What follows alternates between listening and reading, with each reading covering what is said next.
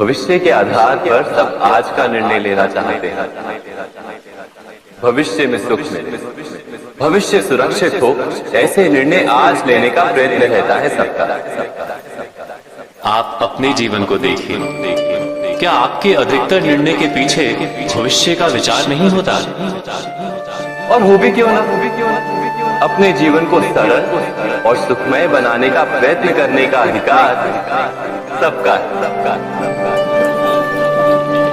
पर भविष्य तो कोई नहीं जानता, केवल कल्पना ही की जा सकती है। तो जीवन के सारे महत्वपूर्ण निर्णय कल्पनाओं के आधार पर ही करते हैं। क्या निर्णय करने का कोई तीसरा मार्ग हो सकता है? विचार कीजिए। सारे सुखों का आधार धर्म है, और वो धर्म मनुष्य के हृदय में बसता है। तो प्रत्येक निर्णय से पूर्व स्वयं अपने हृदय से ये प्रश्न अवश्य पूछ लेना कि ये निर्णय स्वार्थ से जन्मा है या धर्म से? क्या इतना पर्याप्त नहीं? भविष्य के बदले धर्म का विचार करने से क्या भविष्य अधिक सुखपूर्ण नहीं होगा? स्वयं विचार कीजिए। व्यक्ति को जब उसके अपराध का दंड मिलता है, तब कभी कभी उस न्याय को देखकर मन कचोटता है।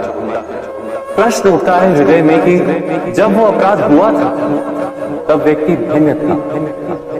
उसके पश्चात उसने इतने पश्चाताप किए, स्वयं में इतना परिवर्तन किया, फिर उसे दंड क्यों मिले?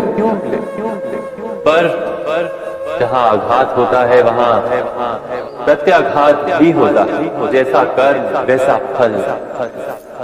यदि किसी को प्रेम दोगे तो सुख प्राप्त हो, यदि किसी की हत्या करोगे तो मृत्यु दंड मिलेगा। जैसा कार्य वैसा ही न्याय।